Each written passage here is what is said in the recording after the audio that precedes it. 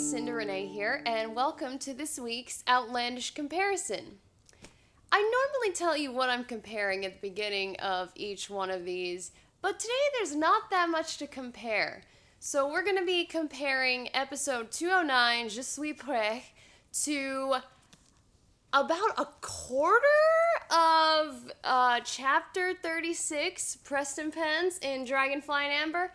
I think we'll get to the other 3/4 of it next week. I hope. Now, if you haven't watched the episode yet, spoilers are coming. Not that many spoilers from the book are coming. So, if you haven't read the book, you're in luck. This week, our TV episode does not deal so much with events that happen in the book, but it's more character-driven, and it's more about how character might have felt in the given situations of preparing for war. The main crux of this episode is Jaime training troops for battle to go fight for Charles Stuart.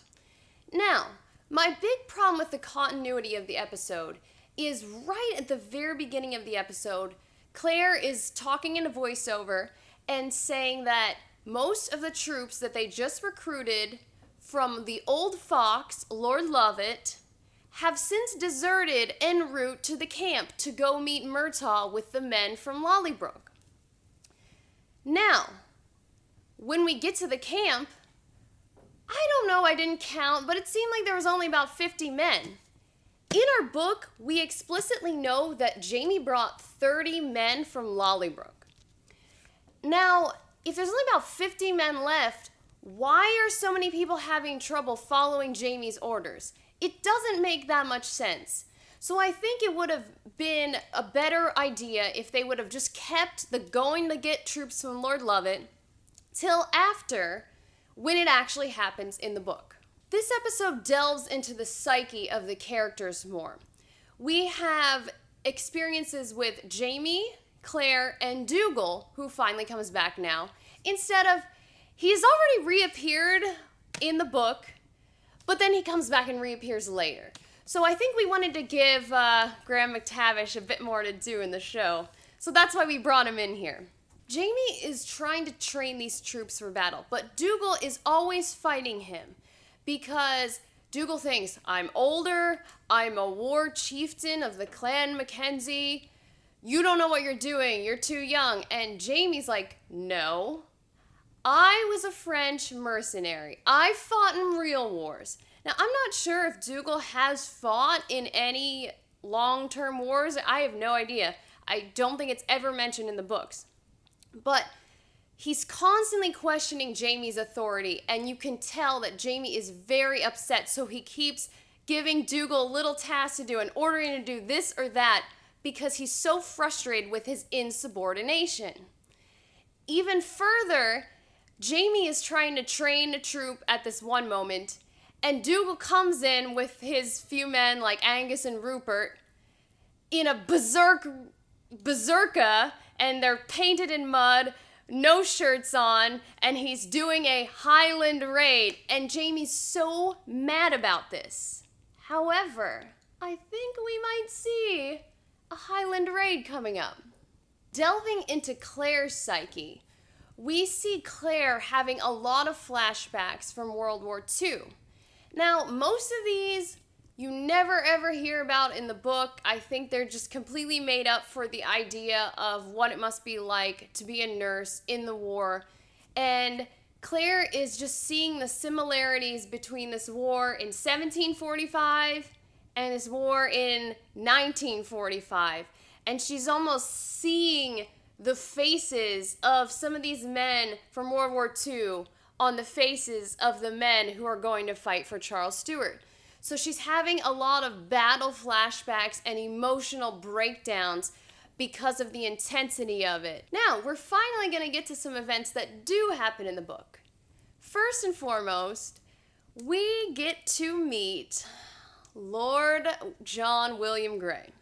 He's a 16-year-old boy who basically tries to cut Jaime's throat. The difference between the book version and the TV version of this event is Claire's willingness to participate in the charade. In our show, Claire actually decides she's gonna help and just trick the young British soldier, well, I don't even know if he's a soldier yet, he's not in uniform. She's gonna trick him into thinking that these Highlanders kidnapped her and are holding her hostage. Now, in our book, Jamie actually, he decides to make up the charade, and Claire's totally not in on it. So he is just ripping her apart because he doesn't know what else to do. He realizes this young soldier is perfectly willing to die and take his secrets with him. And Jamie knows that he needs to know how far these British troops are away from his men and what they have and who's leading them, where they're going. So he's like, I hate doing this to my wife, but there's no other way. And like Claire's totally fighting back the whole time, like biting him, kicking him, yelling at him, so mad. And it's pretty funny.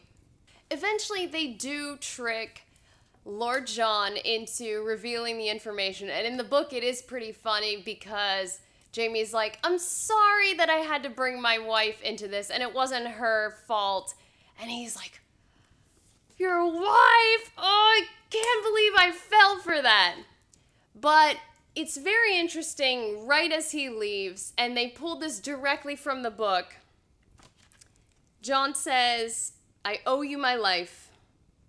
I should greatly prefer not to, but since you have forced this gift upon me, I must regard it as a debt of honor. I shall hope to discharge that debt in the future, and once it is discharged, I'll kill you. A Grey does not forget an obligation, sir. And Jamie says, in that case, I must hope we never meet again. Dun, dun, dun. The other event that happens in episode 209 that does happen in the book is the Commando raid. Now, it's very funny because Jamie totally just gets this idea from talking to Claire and from her experiences in war.